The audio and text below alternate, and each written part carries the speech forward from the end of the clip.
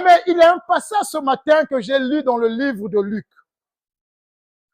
Luc chapitre 10, au verset 19 jusqu'à 20, 21 comme ça.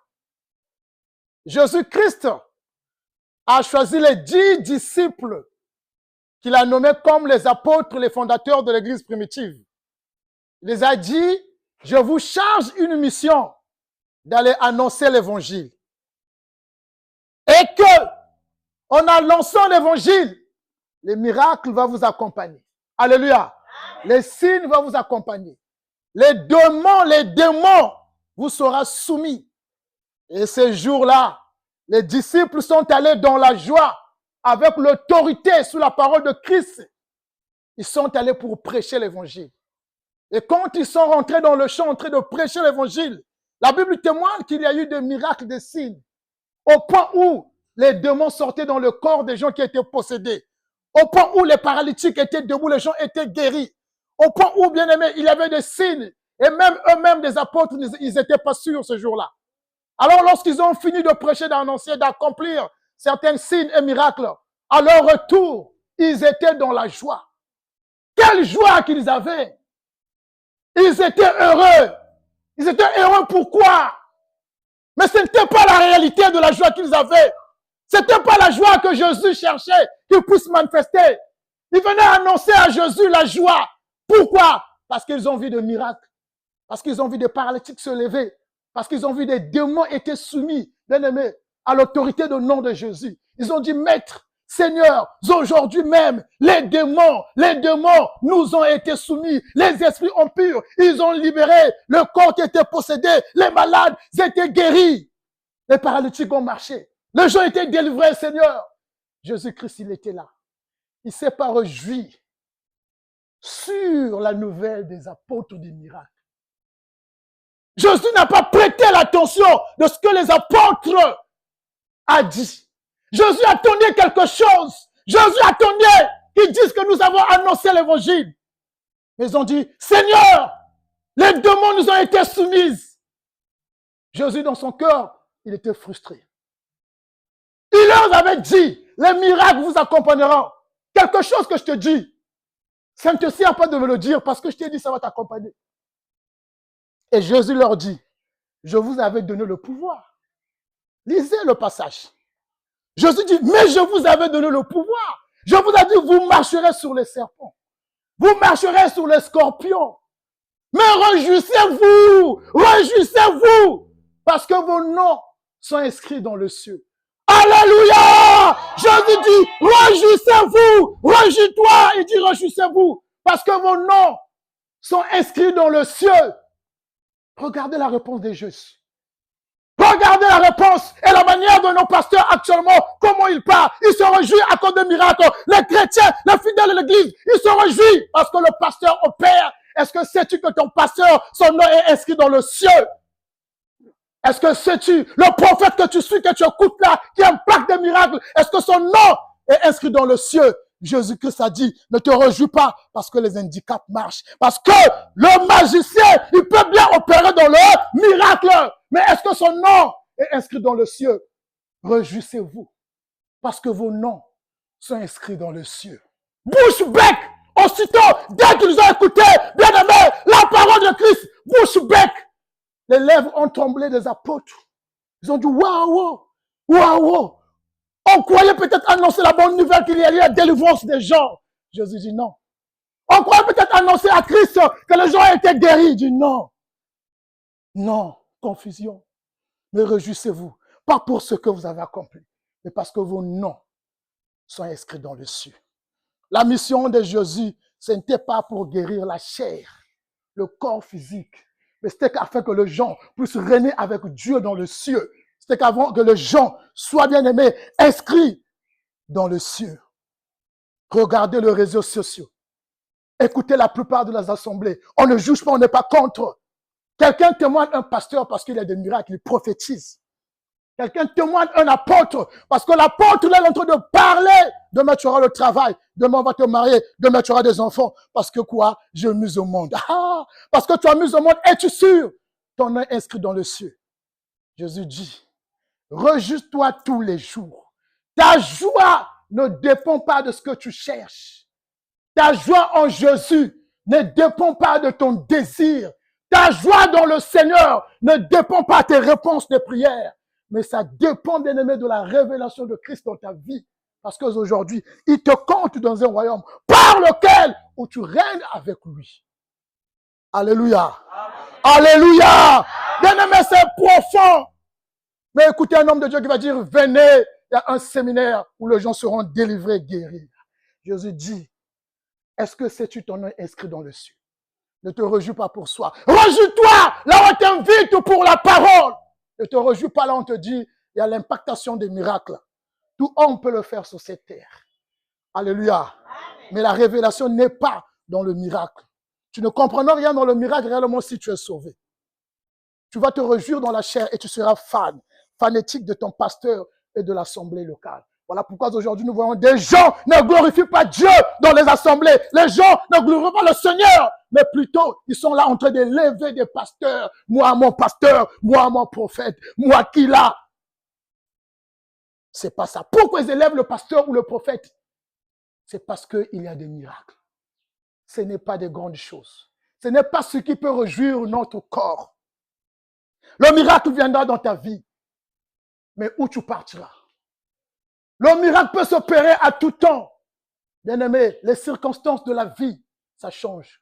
Mais Dieu ne change pas. La position de Dieu n'a jamais changé. Ne te dis pas que dans les situations, dans le problème où tu traverses, que ça prend du temps. Ou te dis peut-être que Dieu est loin. Dieu ne change pas. Il est amour. Il a dit, je te abandonnerai jamais. Je te laisserai jamais. Rien ne peut nous séparer. Toi et moi, qu'est-ce qui te sépare avec Dieu?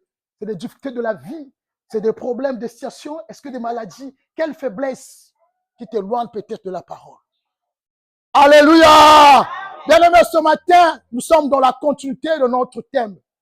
La troisième partie du royaume de cieux. Si tu es attentif dès le premier jour de ce thème, je te dis, ta vie sera transformée. Où tu vas vivre la réalité des choses célestes. Où tu vas impacter dans ta marche chrétienne. Parce que c'est la réalité de ta vie. Je ne te parle pas hors de ta vie. L'Assemblée parle aux chrétiens hors de sa vie. On te passe les choses du monde, alors que toi, tu n'es pas dans le monde. On te parle les choses, bien-aimées, où l'homme qui ne prie pas peut avoir, et les gens prêchent ça dans l'Assemblée, où ces choses ne se trouvent jamais dans le royaume. Parce que dans le royaume, il n'y a pas des arbres, il n'y a pas de l'eau. Un jour, par la parabole, bien-aimé, du riche et le pauvre Lazare, Lazare dans le ciel avec Abraham, la parabole de Jésus. Lazare là-bas, il n'avait pas l'eau, mais il était dans la joie. Mais le riche, bien-aimé, dans les séjours de mort, la Bible parle, selon la parabole de Christ, qu'il avait envie de boire l'eau parce qu'il y avait la chaleur. Alléluia. Il avait envie de boire l'eau parce qu'il y avait la chaleur. Mais le pauvre Lazare là-bas, il n'avait pas envie de boire de l'eau. Les choses célestes n'est pas la réalité des choses du monde. On ne pourra pas te prêcher des voitures, bien-aimés, qui existent, qui servent l'homme sur cette terre. Et quand on te prêche ça, c'est comme si c'est Dieu qui donne les voitures. Dans le ciel, bien-aimés, il n'y a pas de société de fabrication de voitures. Alléluia. Le royaume de cieux, disons le royaume de Dieu. Un thème, le cœur de la parole de Christ. La réalité de ta vie. Tu es dans un royaume. On ne pourra pas te parler hors de ton royaume. On ne peut pas instruire l'enfant hors de sa maison. L'enfant reçoit les instructions de sa maison. Et quand il sort, parce qu'il a des instructions, il sait comment marcher. Alléluia. Le chrétien aujourd'hui, on ne lui parle plus la réalité du royaume, mais on nous parle la réalité du monde. Il y a une confusion totale. Tu instruis l'enfant bien à la maison, quand tu sors à l'extérieur, il marche bien. Alléluia. Il y a même des parents qui ne vont pas à l'église, mais qui éduquent des enfants sur les choses du monde. Et l'enfant là n'a jamais volé aussi. L'enfant là n'a jamais insulté. Ça, c'est les choses du monde qui sont faciles que l'homme peut éduquer. Vous croyez que Dieu peut nous apprendre ces choses que l'homme qui n'a jamais cru à la Bible, et on très bien aimé d'inculquer ça à sa fille ou à son fils et l'enfant marche correctement dans le respect, dans la politesse. Qu'est-ce que les assemblées aujourd'hui nous apprennent? Le royaume de Dieu, j'ai dit dès le premier jour, le royaume de Dieu, c'est le règne. Et c'est quoi son règne? Le règne de Dieu, c'est le Saint-Esprit. Et qui est le Saint-Esprit? C'est l'homme en Christ. Le premier message de Dieu, bien-aimé, depuis la Genèse, chapitre 1, verset 1 jusqu'à 2, il annonçait, bien-aimé, le royaume. Il annonçait le règne. Parce que quand je vous dis le royaume, c'est le règne qui vient régner. C'est un roi qui vient régner. C'était le premier message de Dieu par des paraboles. Et Jésus-Christ a dit, bien-aimé, dans le livre de Matthieu, chapitre 13, au verset 35, il dit, je vous parlerai toujours en parabole parce que Dieu, dès le commencement, il a caché des choses de cieux sur les paraboles. Quand Dieu parle à Moïse à travers le ciel et la terre, ce sont des paraboles. C'est des messages cachés. Dieu dit, il a créé le ciel et la terre. La terre était, bien aimé, informe. Il n'y avait pas, bien aimé, comment on dirait, la forme sur la terre. Il n'y avait que de l'eau, des images, des symboles, la réalité des choses cachées de Dieu. C'est là où il y a des messages. C'est pas les nuages qu'il parlait, comme les gens sont en train de définir. Oh, Dieu a créé le ciel et la terre. Tu parles que de cieux. Quel cieux? Ça, c'est les nuages. Ça, c'est pas le cieux. Dieu a dit que la terre était informe. Il n'y avait pas la forme. Il n'y avait que de l'eau. Et l'Esprit de Dieu se mouvait au-dessus des eaux. Le message du royaume de cieux. L'Esprit qui vient régner sur le monde. Et l'Esprit la règne sur qui? L'Esprit descend dans l'homme. Le message de Christ, Marc 1, chapitre 35. L'ange Gabriel vient à Marie. Il dit, un enfant naîtra. Alléluia. Le Saint-Esprit viendra sur ton corps. C'est l'Esprit qui vient régner sur le corps. Le royaume, c'est le règne de Dieu. C'est l'Esprit qui règne sur toi. Ce n'est pas or. Ce n'est pas un endroit. Le royaume, depuis le commencement, on n'a jamais cherché le royaume. Quand Dieu dit l'Esprit vient, il move. C'est le royaume qui vient te chercher. Le royaume, on ne cherche pas ça. Mais le royaume te vient. Comme Jésus-Christ a dit, le royaume est tout proche de vous. Comme Jean-Baptiste a dit, repentez-vous, car le royaume de cieux est tout proche. Parce que Christ était dans la chair. Il était tout proche, bien-aimé, des fidèles qui l'écoutaient, de tous les gens qui prêtaient attention à son royaume. Tu ne chercheras pas le royaume par tes efforts, par la façon de marcher dans la piété, l'obéissance. Tu crois que tu vas chercher ça où? C'est quel endroit? Depuis combien d'années que tu as commencé à prier où je te dis que tu vas chercher le royaume? Poser des questions à beaucoup de saints, à beaucoup de chrétiens, sauvés déjà, mais qui ne comprennent pas la réalité de sa vie. Il est où? Elle est où? Elle vit où? Elle se tient où? Elle ne connaît pas jusqu'à présent. Parce que premièrement, on voit des gens demander le Saint-Esprit. Le Saint-Esprit, c'est toi. Le Saint-Esprit, c'est toi. Et Dieu, j'ai dit, Dieu règne à travers l'homme en Christ. Voilà pourquoi le livre de Romains, chapitre 5, verset 5, il dit que Dieu a répandu l'amour dans nos cœurs à travers l'Esprit Saint. C'est ça le règne dans nous, qui règne. C'est ça le royaume de Dieu. Dieu n'a que trouvé bon de régner sur l'homme. Il ne pouvait pas régner sur la nature. Il n'y a que des arbres. Il n'y a que des eaux. Il n'y a que le désert, des forêts. Où est-ce qu'il va régner? Où il pouvait gouverner? C'est impossible. Il a trouvé dans l'homme. C'est là où je vais régner. Alléluia! Le royaume de Dieu. Nous allons prendre, bien aimé, un parabole dans le livre de Matthieu. Matthieu, chapitre 13, verset 44. Ce chapitre 13 de Matthieu parle de beaucoup de paraboles. Et des paraboles qui nous amènent sur des images. Des paraboles qui nous parlent sur des symboles. Tout ça qui était le message caché de Dieu pour le royaume, pour son règne.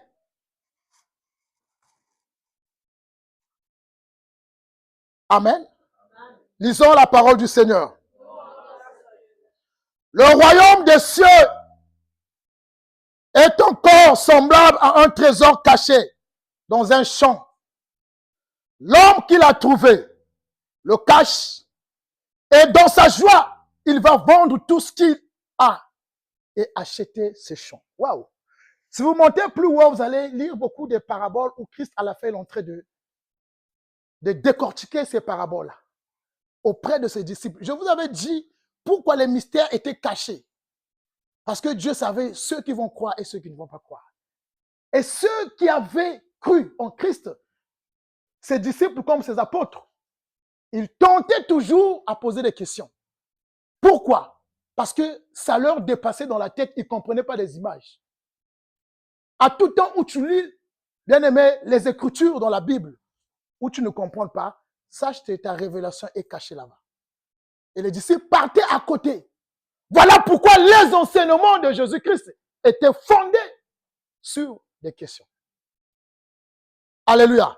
Et pourquoi Jésus parle en parabole? Je vous ai dit, dans ce même chapitre, tu montres, au verset 35, il a dit que Dieu, dès le commencement, il a caché des choses dans les paraboles. Voilà pourquoi Christ pouvait que parler dans les paraboles, parce que Dieu les avait cachées là-bas. La Bible dit dans ce passage, le royaume de cieux est semblable à un homme. Est semblable, disons, à un trésor. Le royaume de cieux est semblable ici à un trésor. Le dimanche passé, nous avons dit, le royaume de cieux est semblable à un grès de sénévé. Ici, il dit, à un trésor. Dans un champ. Quel est ce trésor? Waouh! L'homme qui l'a trouvé le cache. Il dit, le royaume de cieux, c'est un trésor qui était caché dans un champ. Mais il y a eu un homme qui est rentré dans ce champ. Il a trouvé ce trésor. Et cet homme, quand il a trouvé ce trésor, qu'est-ce qu'il a fait? La Bible dit, il est allé vendre ce qu'il avait pour venir acheter quoi? Attention, tu peux interpréter ça mal. Ici, là, ce n'est pas le chrétien qui vend. Parce que tout ce qui est des choses du royaume, on n'achète pas ça. Le royaume est acquis à travers la foi. Quand tu crois, tu as l'esprit et Dieu règne sur toi, c'est le royaume. Mais la Bible dit, ici, un homme a trouvé un trésor dans le champ. Il a vu ce trésor est précieux pour lui. Il dit non, le champ, j'aimerais bien acheter tout ce champ pour conserver mieux quoi? Le royaume, on ne le cherche pas. Là, c'est Jésus. Qui nous a rachetés? C'est Jésus. C'est Jésus qui est venu dans le monde, qui a trouvé un trésor. Le trésor que Christ a trouvé, c'est qui? C'est l'homme. Ce qui plaît Dieu, c'est pas les arbres, c'est pas de l'eau, les forêts, les montagnes. C'est l'homme qui plaît à Dieu. Et c'est Jésus qui dit, quand je suis venu dans le monde, j'ai trouvé un trésor, j'ai trouvé l'homme. Parmi tout ce que j'ai vu, ce qui est précieux à mes yeux, c'est l'homme.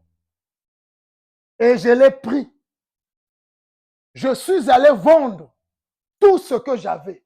Jésus-Christ a donné sa vie pour nous. Il a donné sa vie pour que tu aies le royaume. Ce n'est pas pour que tu cherches le royaume. Voilà pourquoi la chrétienté et les religionnistes est très différent. La religion et le christianisme est très différent. Dans le christianisme, on ne cherche pas Dieu. Je vais aller prier à la montagne pour que Dieu m'apparaisse, me parle.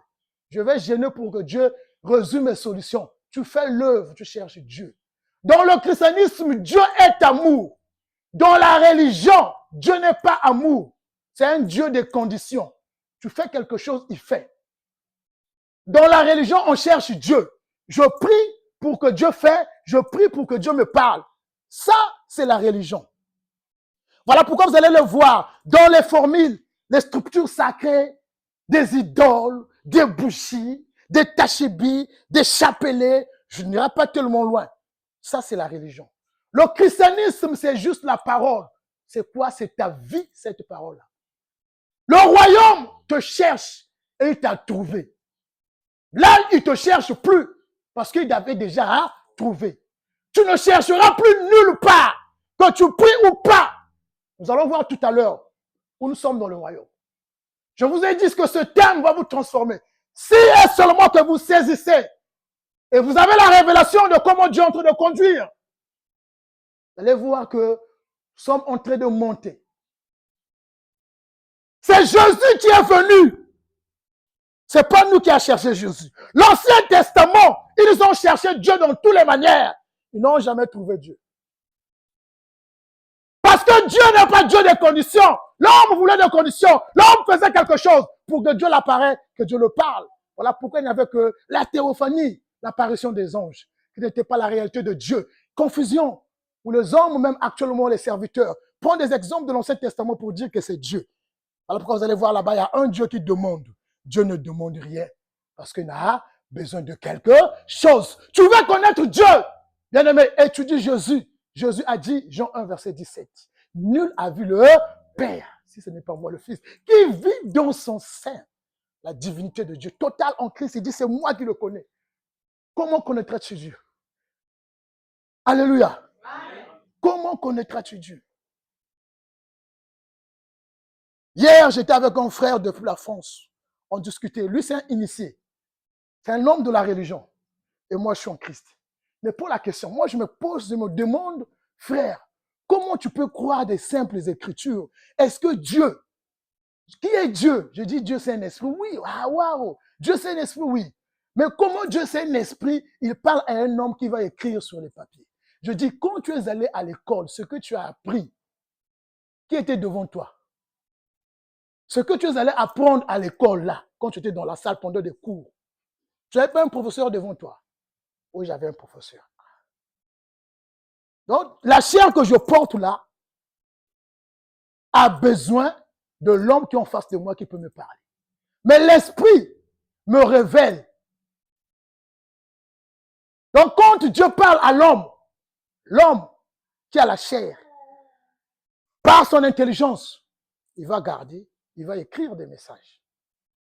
Jésus dit, moi, ton intelligence naturelle du monde, tu les acquises comment la connaissance que tu as des philosophes, de certaines choses que tu as appris. Tu l'as appris où? Oh, à l'école. Ah, mais moi aussi, j'ai pris ça dans une assemblée. Et c'est Dieu qui a parlé à travers homme. Il a essayé un peu de me compliquer. Je dis non. La différence est que vous, je ne suis pas contre vous les initiés, les hommes de religion. Je ne suis pas contre de votre croyance. Je ne suis pas contre de vos pratiques là. Je ne te dirai pas que tu es dans le faux, parce que c'est ton choix.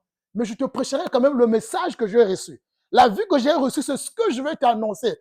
Si tu crois, c'est bon. Tu ne crois pas aussi, ce n'est pas un problème.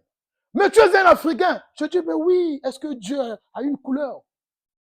Vous pensez que Dieu, c'est un blanc? Je dis, les blancs que vous parlez, les blancs nous ont pas amené un Dieu blanc. Les blancs nous ont amené juste la parole. Il fallait refuser même quand ils nous amenaient l'instruction de l'école. Mais pourquoi tu crois à cette Bible? Je dis non. Je crois simplement pour la vie éternelle. Je dis quoi? Je dis, je crois c'est pour la vie, pas pour autre chose. Pas pour être puissant, pas pour être riche, pas pour se montrer, moi je suis comment je change. Je crois la vie. Mais la vie éternelle, c'est une vie qui a un commencement, qui n'a pas une fin. Je dis, quand je te parle d'un commencement, parce que je sors de mes parents et que Dieu m'a donné une vie qui n'a pas une fin. Il est resté calme. Simplement, je lui fais comprendre des choses simples. Il n'y a pas de discute. Je ne crois pas sur autre chose. Je crois juste pour la vie. Il dit, crois-tu à la vie éternelle? Est-ce que la vie éternelle existe? Il dit, il n'y a pas l'enfer. Il n'y a pas le paradis. Je dis, oui. Je te prends l'exemple de graines, des noix. Quand tu plantes, quand tu jettes les engrais, ça meurt, après ça germe. Tu commences. Je dis, ok, je sais que tu vas croire un jour. Alléluia. Donc la différence des religions et le christianisme, c'est ça. Dans le christianisme, on ne cherchera pas Dieu. Mais l'Assemblée a transformé le christianisme à une religion. Mais quand Dieu, par Jésus, regarde son église, il n'a jamais vu les œuvres de la religion dans son église. Parce que le local est différent de l'église. L'église est esprit. Mais le local est devenu, bien-aimé, une religion où on te dit, bien-aimé, Fukama, pour que nous soyons bien gay. Agenouille-toi, fais 3 heures du temps dans la prière, roule. Ça, c'est la religion des formules pour que Dieu s'apparaisse. Tout être qui viendra te parler de cette même façon, c'est pas Dieu, c'est pas Dieu. Dieu ne te demande pas un endroit pour te parler. Et encore, vous n'êtes pas sous le ministère de Moïse de monter à la montagne. Vous êtes sous le ministère de Christ, où Christ aujourd'hui règne à travers toi, dans ton esprit. Dieu avec toi, Dieu avec toi. À tout temps que tu étudies la Bible, Dieu te parle. À tout temps que tu pries, la parole que tu as reçue, Dieu te parle. Ce n'est pas dans un endroit. Le royaume de cieux. Maintenant, tu es bien aimé le royaume de Dieu. Tu es un royaume de Dieu. Et Dieu, c'est le roi qui règne dans ce royaume-là. Tu es en sécurité. Et là où Dieu règne, les œuvres du ténèbre quittent sa sort.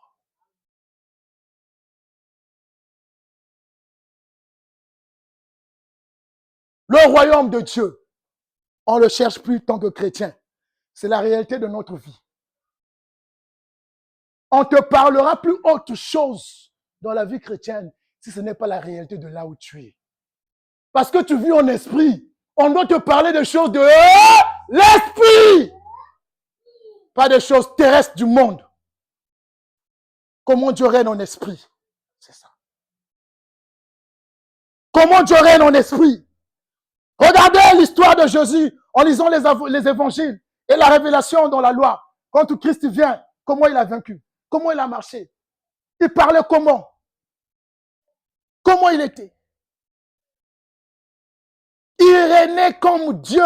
Personne, bien aimé, n'a trouvé une faute en lui. On l'a cherché de toutes les manières. Mais quand tu regardes, tu dis, même ce jour-là, bien aimé, alléluia! On n'a pas arrêté. Parce que quoi il manifestait? La justice! Quand tu sois pécheur, Jésus n'était pas contre toi. Mais aujourd'hui, on pense, on dit, quand tu pêches, tu sors avec des marins de trouver, tu vas voir, Dieu va te chicoter. Oh, ça c'est quelle parole? Amen. Alléluia. Amen. C'est quelle parole? Tu regardes tout le temps en train d'avoir là. Le jour que tu mets ton au monde, tu vas pleurer Dieu. Ça c'est quelle parole? Croyez que tu es contre ces choses-là. C'est ta vie, c'est pour toi. Tu te gaspilles, tu te gaspilles. Ce que Dieu aujourd'hui, ce que la frustre, comme Thessaloniciens nous dit, n'attristez pas le Saint-Esprit. C'est quand tu ne comprends pas les choses de l'Esprit. Et c'est quand tu les manifestes que tu ne les vis pas. Parce que c'est toi-même. Alors quand tu vas voir dans la chair, tu vas souffrir. Le mensonge, c'est dans la chair. Le vol, c'est dans tout ce qui est dans la chair. Ce n'est pas tout ce qui est bon.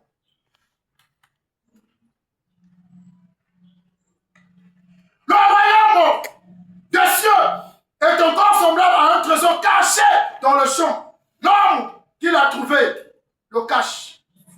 L'homme qui l'a trouvé le cache. L'homme qui l'a trouvé le cache. L'homme qui l'a trouvé le cache.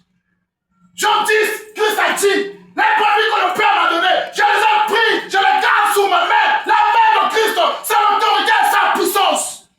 Remarque quand tu tiens quelque chose sous la main, quelle force que tu as. C'est pas facile de relâcher ce que tu as dans la main.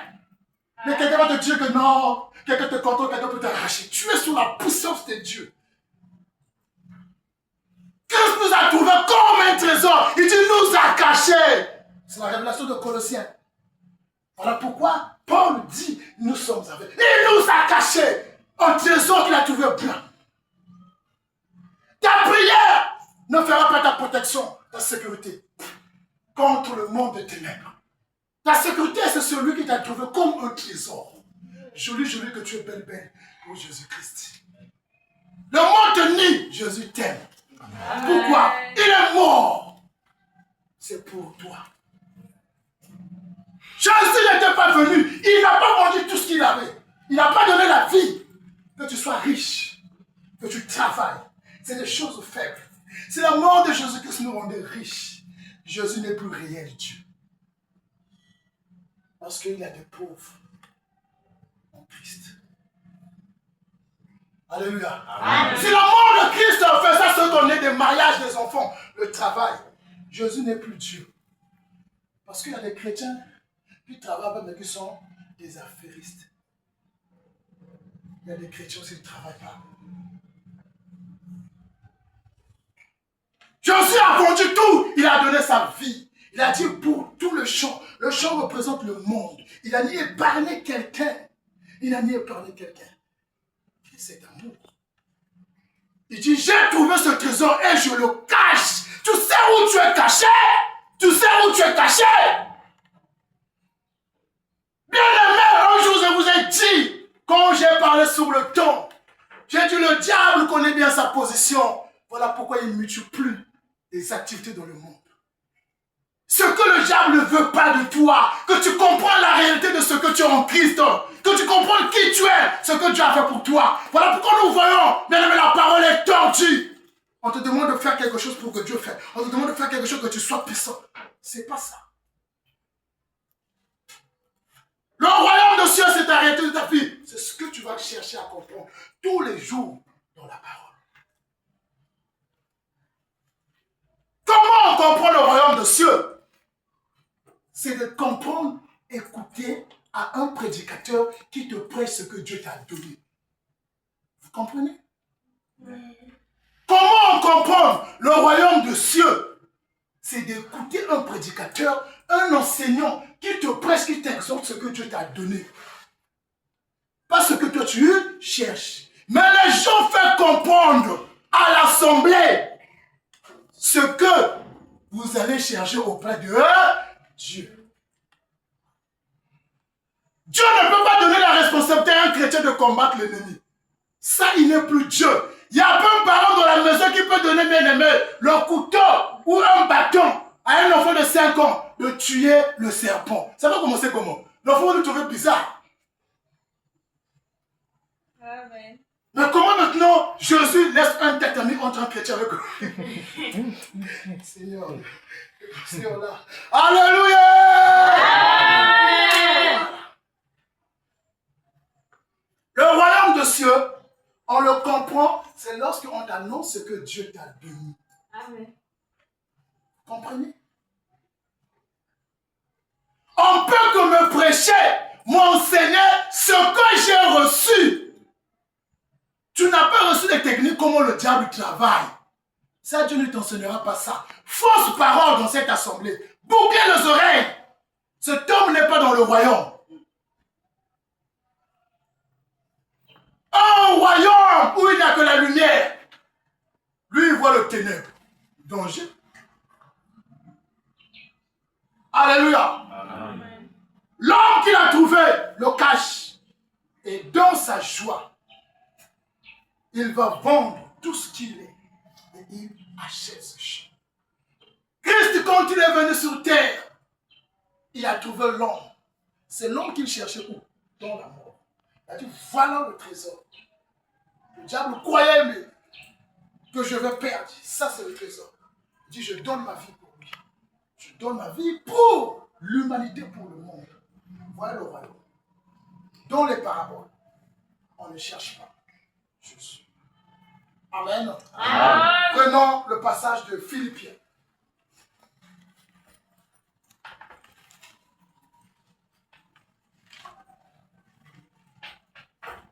Philippiens chapitre 3, versets 20 à 21. Là, ça devient ta réalité. Amen, amen. Amen. Les épîtres deviennent la réalité d'un chrétien. Si je suis en train de vous amener petit à petit, je vais dans les épîtres, je vais dans les évangiles, pour que tu ne te perds pas un jour, pour que tu comprennes de quoi Jésus parlait. Ce que Jésus avait parlé, il a accompli ça par sa mort. Et aujourd'hui, c'est manifesté à travers ta foi, l'œuvre dans toi. Ce que nous attend dans l'avenir, ce qui nous attend, c'est pas ce que Jésus va faire, c'est pas l'accomplissement de ce qu'il a dit, c'est le résultat du salut dans ta vie. Parce que le salut, quand il est venu dans toi, tu attends ce qu'on appelle la résurrection. Ce que tu manifesteras, la puissance, la justice, ce n'est pas ce que tu pratiques, mais c'est le résultat de la vie que tu as reçue. Ce n'est pas de chercher, de jeûner pour que tu te rends fort pour pratiquer ça. Lisons la parole du Seigneur dans le livre de Philippiens.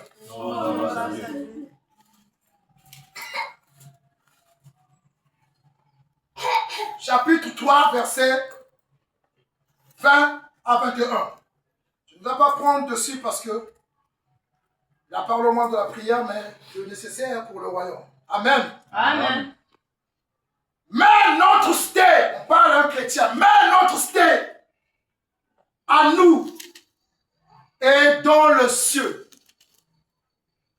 Dans certaines versions, on parle du concitoyen. Alléluia. Amen. Dans certaines versions, notre cité. Il dit, mais notre cité est dans le ciel. Paul dit, ta demeure n'est pas terrestre, elle est spirituelle. Quand on parle de ciel, on parle du règne. Le règne, c'est ton esprit que tu as reçu. Je vous ai dit dans Romains 5:5, Dieu a répandu sa nature qui est l'amour dans nos cœurs à travers l'esprit que nous avons reçu. Ta demeure, ta vie, c'est à travers l'esprit. C'est là-bas le royaume. Mais notre cité, notre demeure. Jésus-Christ dans Jean 14, il a dit que vos cœurs ne se troublent pas, je m'en vais et je vais revenir. Et plus bas dans ce chapitre, il dit, je ne vous laisserai pas orphelins, je vous enverrai un autre consolateur qui demeurera éternellement dans vous. L'Esprit vient, l'Esprit vient, l'Esprit vient, l'Esprit vient. Mais il a dit, l'Esprit demeurera éternellement dans vous. C'est ça le règne. La prière dominicale, il a dit, notre Père que je suis de ton règne. En ce moment-là, il priait des choses de l'avenir. Et le règne était venu. C'était pour la prière des chrétiens.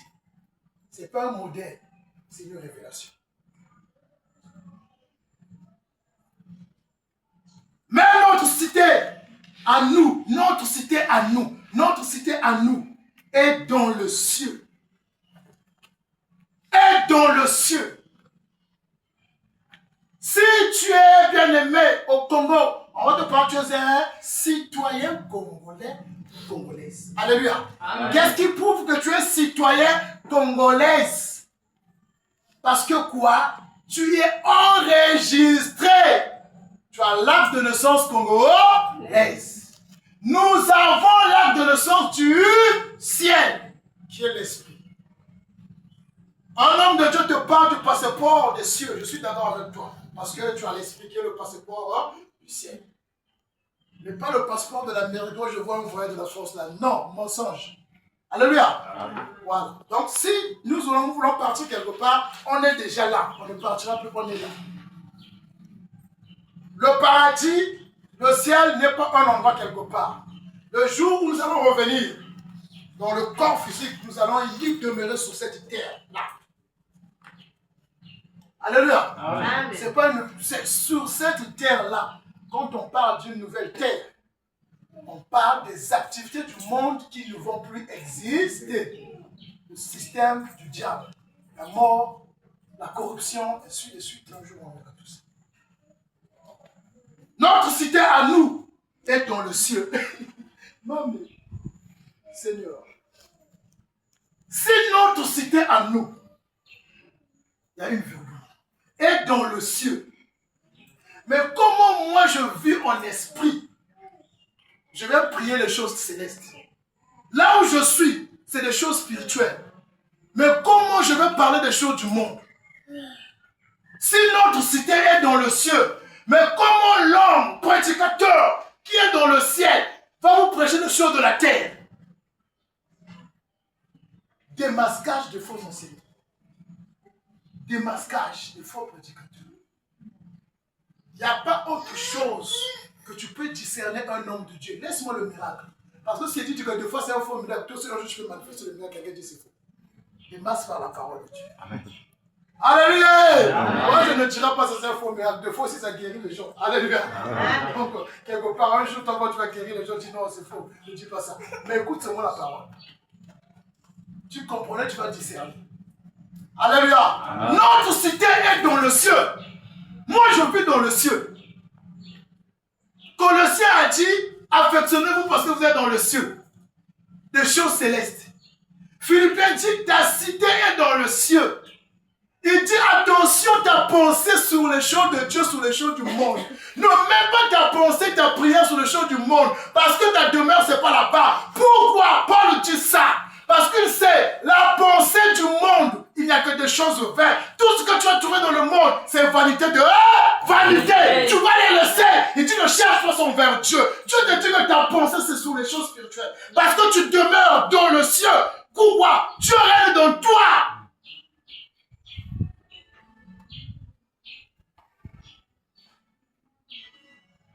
D'où nous attendons aussi comme sauveur le Seigneur Jésus-Christ. C'est en esprit qu'on attend la venue de Jésus. Ce n'est pas dans la chair. Voilà pourquoi si tu es chrétien dans la chair, tu vas fatiguer. Quelqu'un va te dire, depuis que tu as commencé à attendre Jésus là, il vient quand? Dis-lui, Jésus-Christ est amour. Il y a beaucoup de gens qui n'ont pas encore écouté la parole de Dieu. Dis-lui même, tu n'as pas encore mis au monde. Parce que ta fille, ton enfant doit écouter la parole de Dieu. Beaucoup de raisons.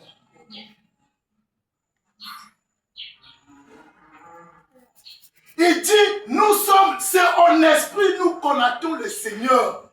Ce n'est pas dans la chair.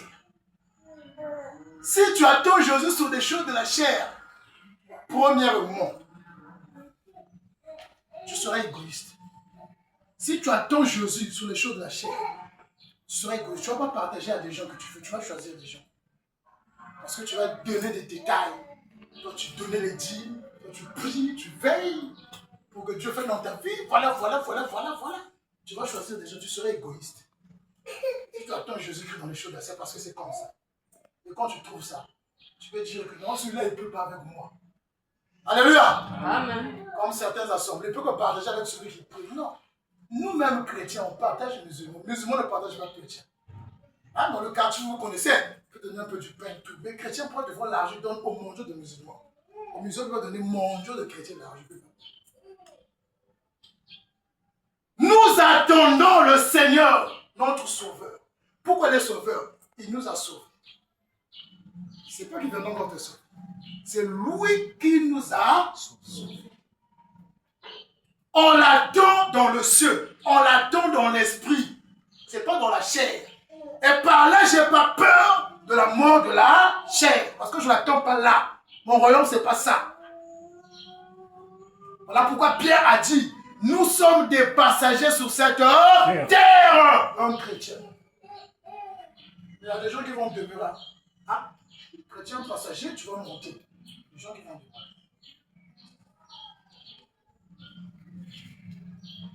Comment tu attends Jésus? Tu attends Jésus sur quoi? Tu es dans le ciel, tu l'attends sur quoi?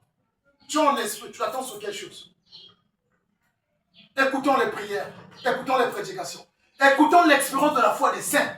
Il prie, il attend quelque chose de Dieu, demande-lui. Si vous n'allez pas écouter des mariages, demande-lui si ce n'est pas les enfants, le travail. Demande-lui si ce n'est pas l'examen avec le travail. Mais Jésus-Christ a dit non, nous on attend quoi? L'arrivée de Christ. On attend la résurrection de nos corps. C'est ce que nous attendons. Il n'y a pas autre chose. Il n'y a pas autre chose. Et ce matin, quand je suis, j'ai étudié, après j'ai médité. J'ai dit, est-ce que quand on se réveille, on a cette pensée-là? Est-ce que quand on se réveille, on a cette pensée qu'aujourd'hui, ça peut nous arriver, comme Corinthiens dit 15, à un clin d'œil, clac. Toi qui es chrétien, qui est encore là vivant, la Bible dit tu vas partir comme ça. Là, c'était la méditation, ce n'est plus les études. Est-ce que vous méditez? Il va venir. Jésus-Christ dit, personne ne sait, ni moi, mais le Père. Voilà pourquoi les Paul, les Pierre, les vrais chrétiens sont toujours prêts. Le dimanche passé, j'ai été touché sur ce que le frère avait exhorté. Je ne sais pas si on prête la même attention. Ce matin, quand je suis en train de regarder, tout le monde est en train de chanter, je me pose la question, vous chantez pour qui? Parce qu'il y a eu des tendances, il y a eu la faiblesse. Je me dis, quoi? Ton corps là, c'est pour qui? Tu as laissé le membre là quelque part? Qui t'a forcé de venir? Tu crois que tu chantes pour Jésus? Ou tu chantes pour toi-même, pour la gloire que tu as?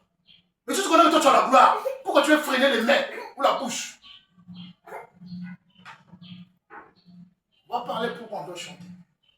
On ne chante pas pour Jésus, on ne chante pas pour Dieu. Tu chantes pour toi. Parce que ce que tu chantes, c'est ta réalité. Alors sonne dans la joie. Motive celui qui est à côté qui est dans la faiblesse. En méditant, je me suis dit, est-ce que vraiment, réellement, nous sommes prêts sur ça? Voilà pourquoi il faut les enseignements. Il faut comprendre que ça peut arriver aujourd'hui. Ça peut arriver. Mais nous n'avons pas peur parce que ça arrive aujourd'hui. On va se regarder, frère, on va remonter. Alléluia!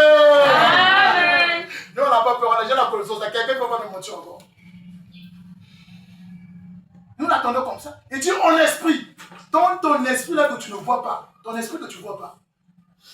Que tu n'as jamais vu ton esprit. Tu ne l'as jamais vu. Ton paradis là, ton ciel là, tu ne l'as jamais vu. Mais c'est révélé à travers la parole. Et tu vois la manifestation. Comme Jésus a défini le vent. Il a défini quoi? La nature de l'esprit. Il dit c'est comme le vent. Personne n'a vu le vent. Personne n'a vu le vent. On voit que les réactions du vent. Il fait tomber des arbres. Il soulève la poussière de la terre. Donc ton esprit aussi te montre la réalité de la vie que tu as reçue. Tu aimes des gens, tu prêches l'évangile, tu comprends, tu m'en fais de la justice. Voilà, c'est ça.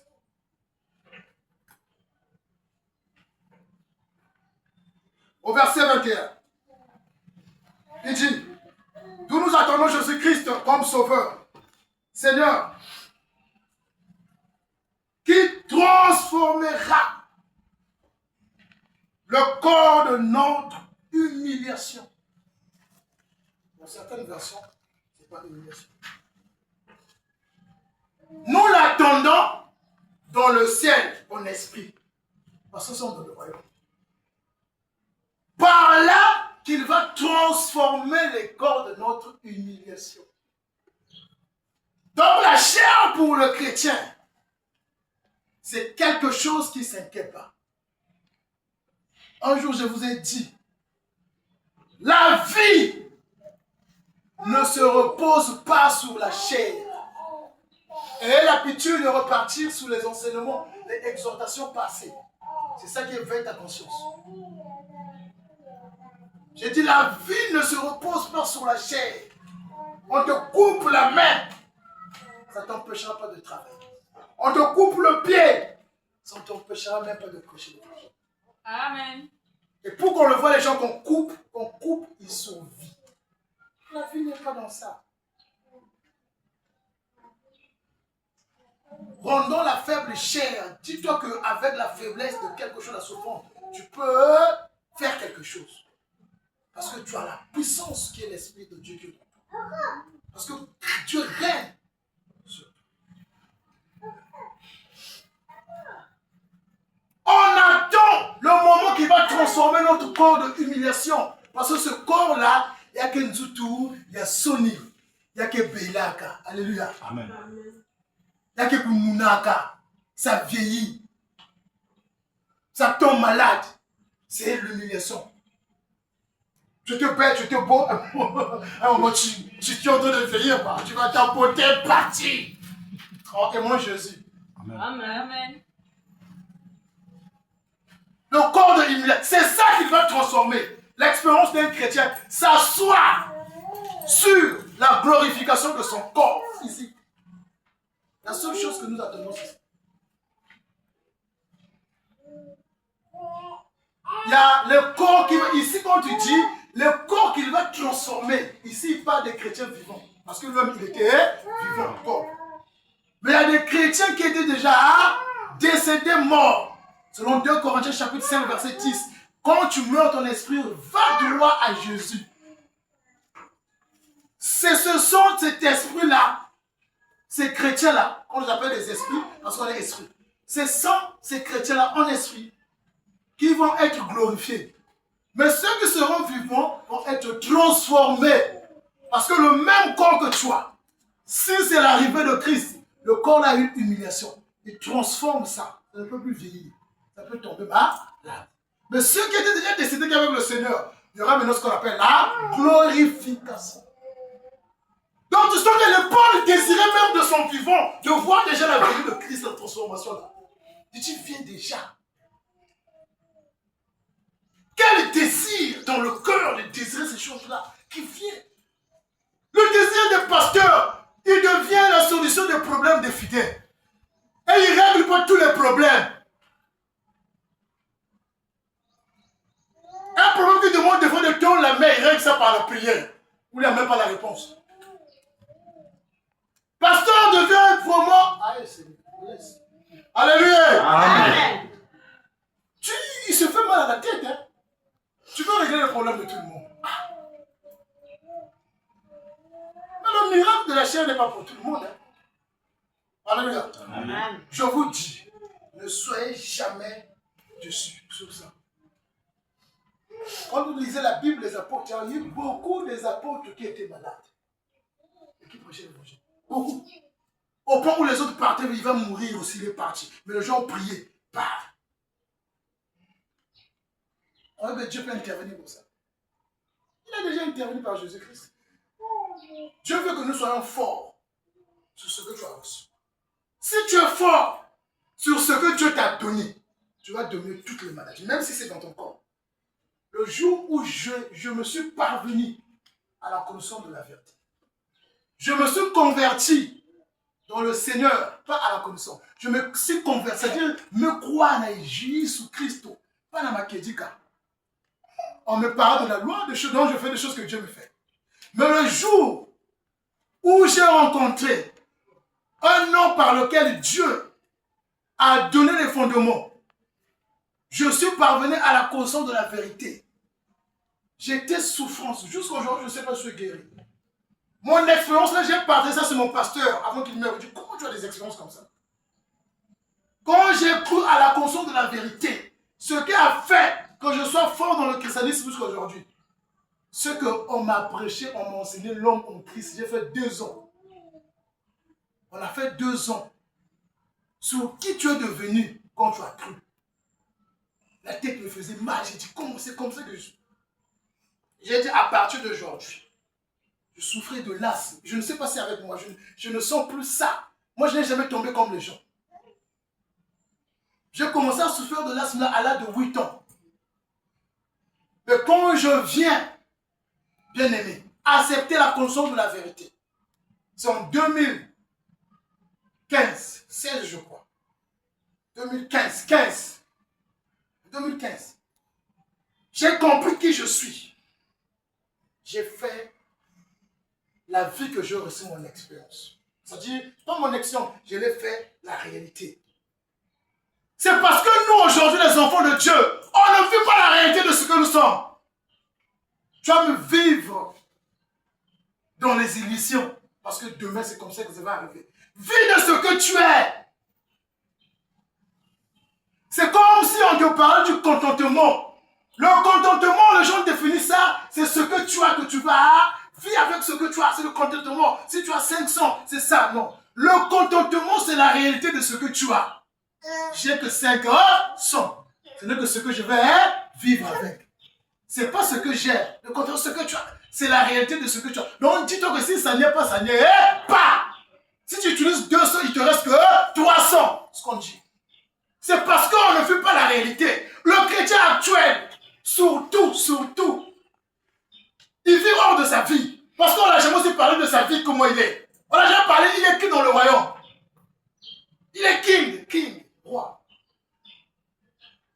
Bien aimé, le jour où le pasteur m'a prêché, l'homme en Christ les enseignements. J'ai dit à partir d'aujourd'hui, j'ai produit tout ça. J'ai dit, Seigneur, moi là, en toi, je ne suis pas malade. En toi, je suis fort. En toi, je vieillis par amour. Il n'y a pas d'interdiction comme me donnait quand j'ai dit non. Jusqu'à aujourd'hui, j'ai dit chez mon pasteur, moi jusqu'à aujourd'hui, j'avais dit quoi? Moi, si je veux expérimenter ça quand j'étais malade.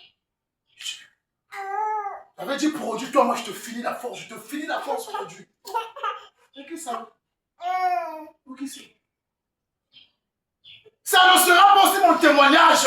Alléluia. Amen. Ça ne sera pas, même si tu es parti, je ne témoignerai jamais ça. Je témoignerai la vie que j'ai en Christ. Ce que je suis en Christ, je suis en bonne santé.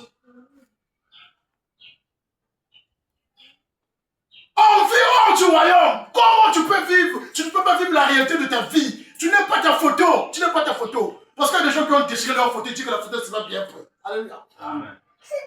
Tu n'as jamais effacé les photos dans Snapchat. Ah, il y a des mots mauvais. Et pourtant, c'est toi. Alléluia. Si quelqu'un dit on t'a lié, tu dis photo n'est pas bon. Amen, amen. Quelqu'un dit on a bloqué des poses, photo n'est pas bon. Quand tu l'as, pasteur, tu mens. Ça, c'est pas ma photo. Vivons la réalité de ce que nous sommes. Vous allez voir, la parole de Dieu a une puissance. C'est toi la puissance. Tu vas voir quand tu prêches, quand tu enseignes, il y a la transformation, il y a des gens qui viennent. Tu vas voir, on ne vit pas ça. Je ne dis pas seulement vivre, moi aussi je ne vis pas ça. Je dis on ne vit pas, mais vivons. Alléluia. Amen. Voilà. Il transforma le corps de notre humiliation et le renda semblable au corps de sa gloire. Voilà ce que le chrétien attend. Il dit, mon corps sera transformé, sera semblable au corps du gloire de Christ. Quand Christ est mort, il est ressuscité. Le corps de Christ était devenu le corps de la gloire. Le corps de la gloire, c'est un corps qui tombe pas malade. Mais tu as déjà le corps là à travers l'esprit, parce que ton esprit ne tombe jamais malade. Amen. C'est ce que nous attendons en Jésus, pas autre chose encore. Il ne donnera pas quoi encore? Qu'est-ce qu'il va te donner? Il peut te donner la voiture aujourd'hui, accident.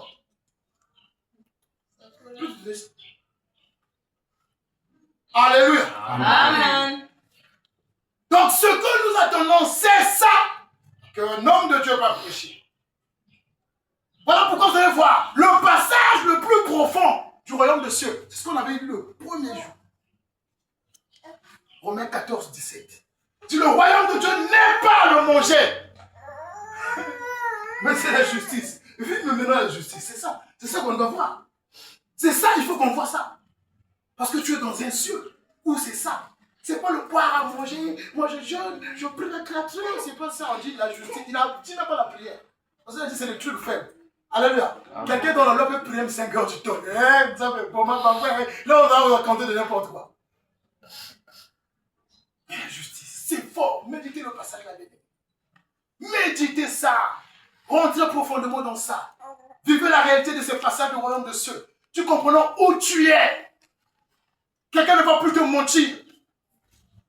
Quelqu'un ne va plus t'aveugler. Tu n'aimeras plus, même si ce homme-là remplit l'église de 10 000, 30 000 personnes. Tu n'aimeras pas écouter cette parole-là. Parce que tu comprends que tu ne te trouves pas dans ce qu'il prêche.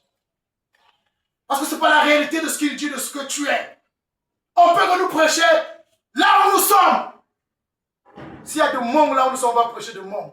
S'il y a des avocats, on va nous parler des avocats. Mais s'il n'y a pas de l'eau, là où nous sommes, comment ils vont nous parler de l'eau? S'il n'y a pas la forêt, comment ils vont nous parler de la forêt? Il n'y a pas de société. Ils nous parlent des sociétés. Ils nous parlent des sociétés. Il n'y a pas monsieur le maire qui célèbre là-bas les mariages. Il nous parle des mariages. Mais c'est pas mauvais. Hein?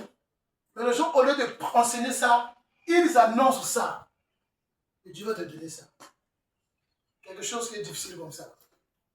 Alléluia. Amen. Vous voyez que Dieu veut vous donner quelque chose qui est difficile. Alléluia. Amen. Oui, c'est difficile. C'est difficile. Qui transformera le corps de notre humiliation et le rendant semblable au corps de sa gloire.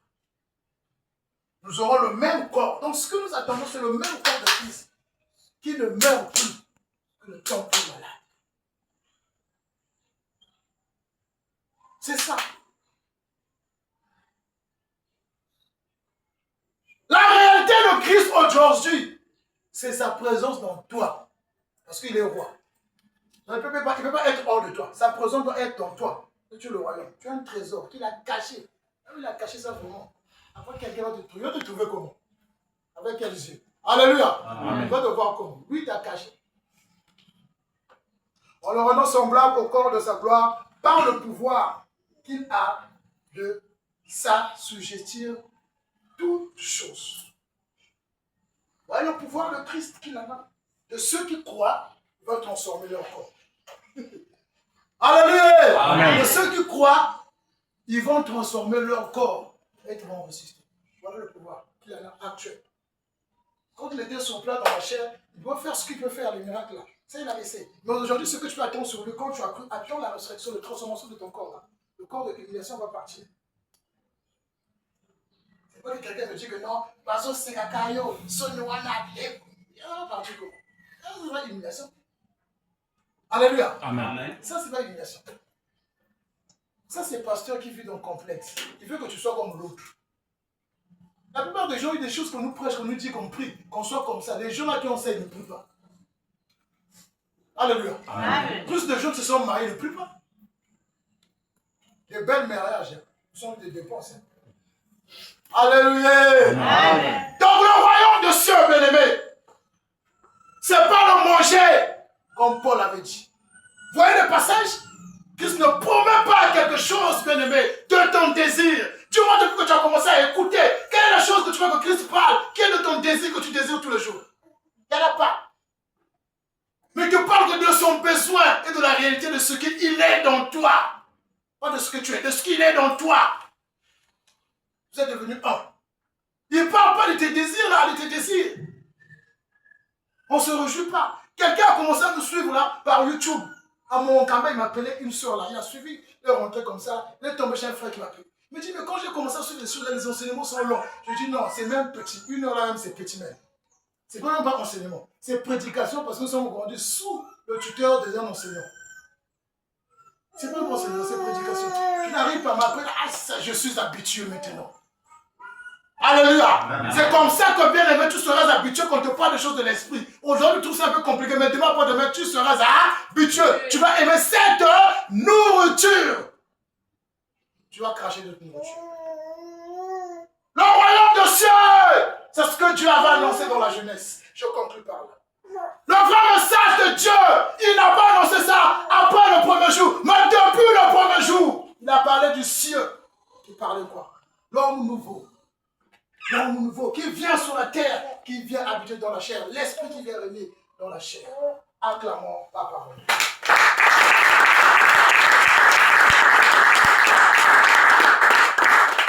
Allons se lever de lui. N'attendis au flot. Alléluia, n'attendis